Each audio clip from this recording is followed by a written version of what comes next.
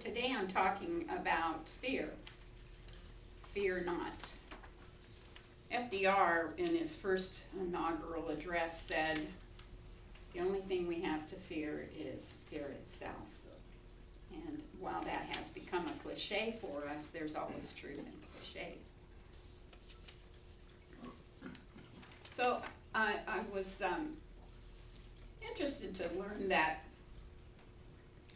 of all of the predator large cats, tiger is the most majestic and also the most feared. And research has found that when tigers hunt their prey, there's some occurrence that causes their prey to become paralyzed in fear. And that paralysis is the opportunity for the tiger to pounce and gain its prey.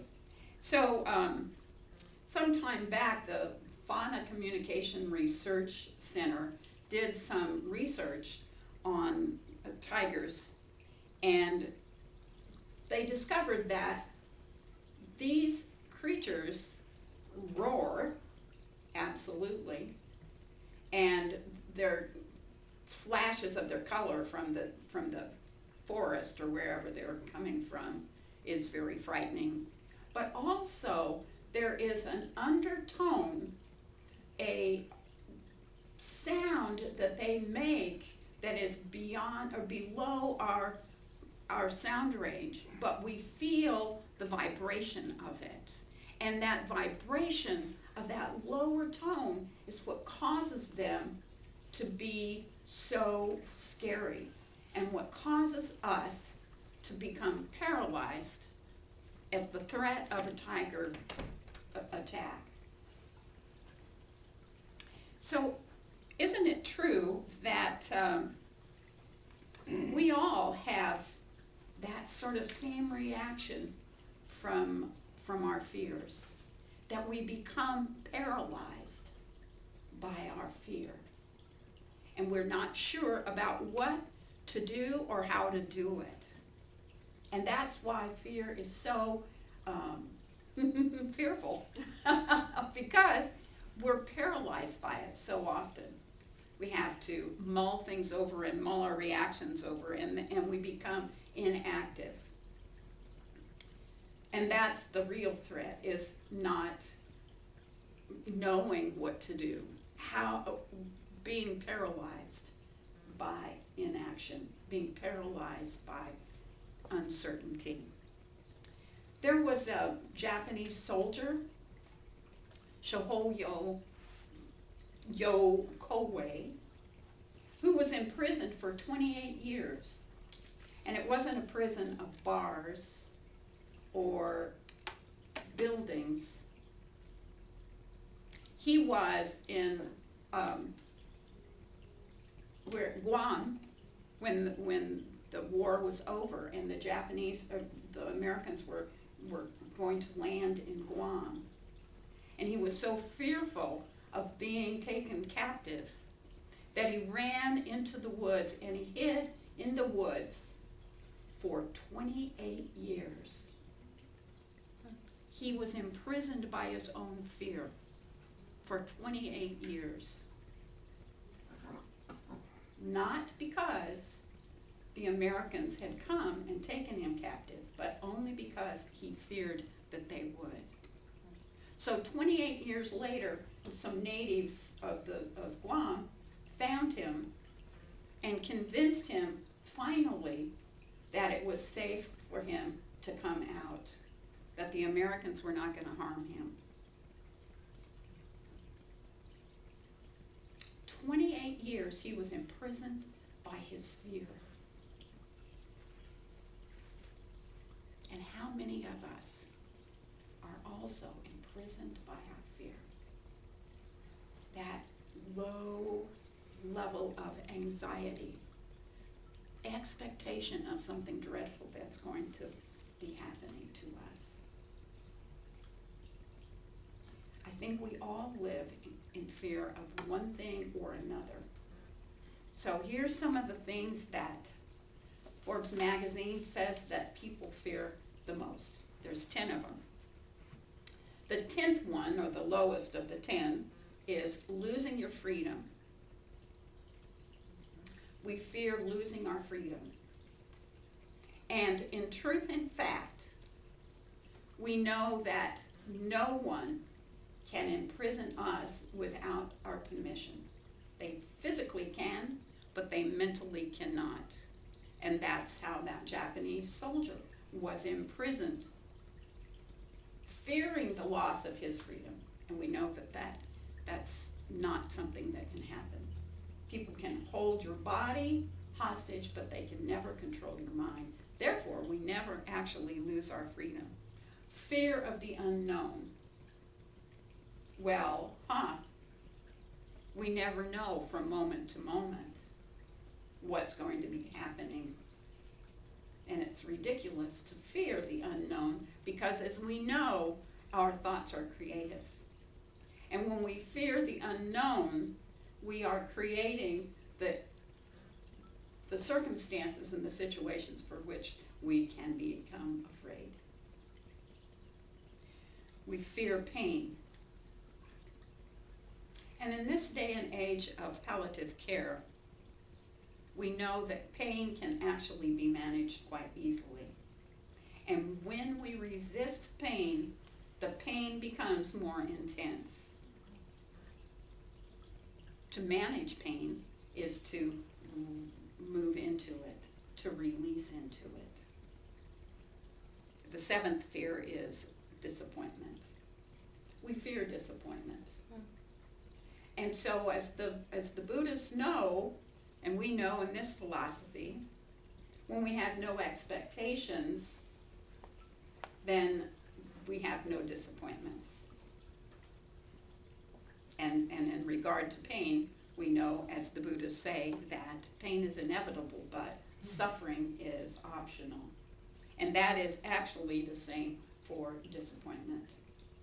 When we have no expectations, then we are never disappointed. We fear poverty or misery. And we know that poverty is relative. We do have food, and we do have clean water, we have clean air. We have clothes to cover us. We are rich beyond a measure. And that's the truth for 95% of the American population. And when we fear poverty, what do we know? We create it for ourselves. And it's a judgment that we make. We fear loneliness. We can always find companionship. If you want to have friendships, then be a friend. You are never, ever lonely in the arms of spirit. We fear ridicule or shame. Terry Cole Whitaker says, "What you think of me is none of my business."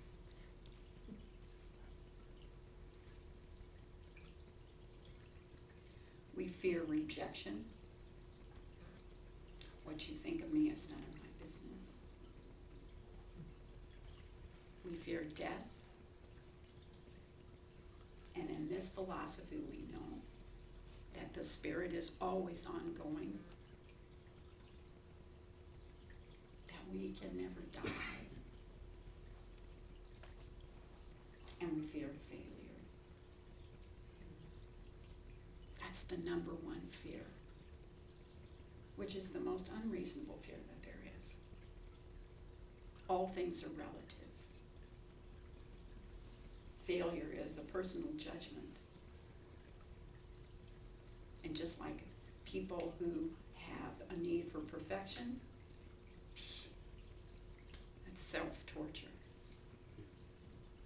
They'll never gain that perfection because they keep raising the bar. Keep raising the bar. failure is the same thing. We keep raising the bar and raising the bar. Ernest Holmes said one time, fear brings failure, and faith brings success. So you can see that all of the things that we fear in this world are self-imposed, and they're groundless. So as FDR says, we have nothing to fear but fear itself. Now, I seldom quote the Bible, but I'm going to do it today. The Psalm of David, verse 27, he says, "The Lord is my light and my salvation. Whom shall I fear? The Lord is the defense of my life. Whom shall I dread? When evildoers come upon me, my adversaries and my enemies, they stumble and fall. Though a host encamps against me, the dog feared a tiger, and it was fearful of the tiger, and so the magician turned the tiger back into a mouse, because the magician said, nothing I do for you is going to be of any help, because you have the heart of a mouse. So how many of us have hearts of a mouse? How many of us are afraid from free-flowing, ungrounded fear? So what do we do about it? We turn to Spirit. You remember that cliche about let go and let God? There's always truth in a cliche. The truth is, why be fearful? There is nothing to fear but fear itself, as FDR says. Let go and let God. You are always protected by the divine.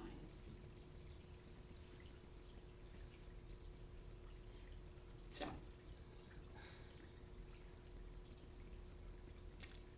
there is nothing in fear but failure. And faith is our success, as Ernest Holmes says. It's as simple as that. I love you all, and I encourage you to challenge your fears, to step into faith and step into the divine. You always will be safe. Namaste.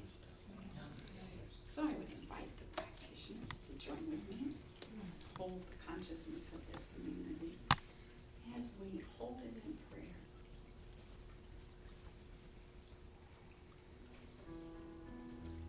I invite you to join with me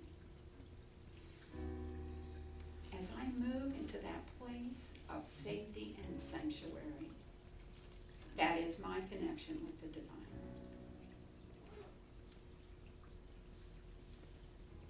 When we step into faith, we know clearly that there is nothing to fear.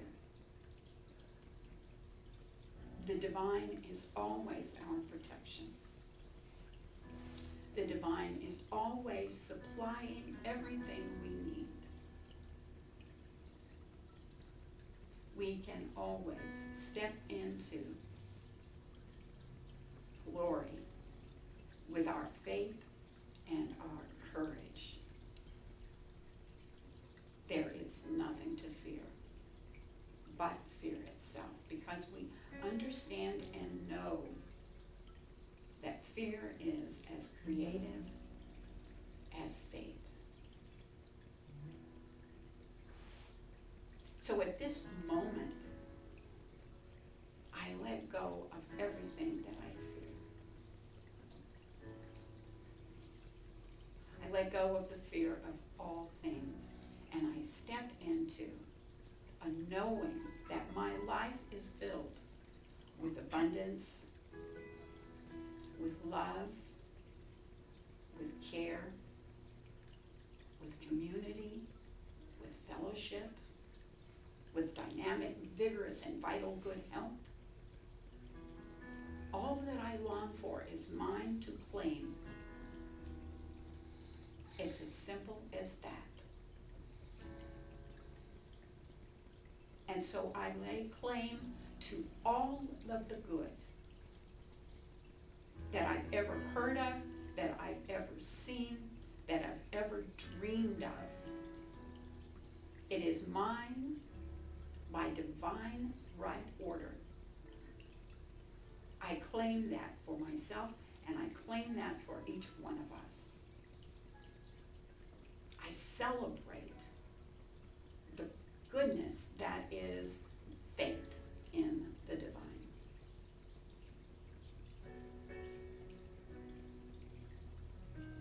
I am so grateful for it all of the good that is mine,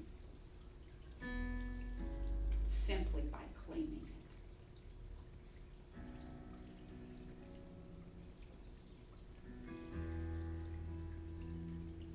I step into the reality of the cause that my thoughts are creative.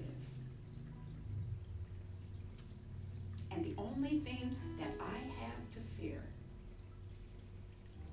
are those thoughts that are run away from me, that are run away from the divine. So I herd them back into alignment with Spirit.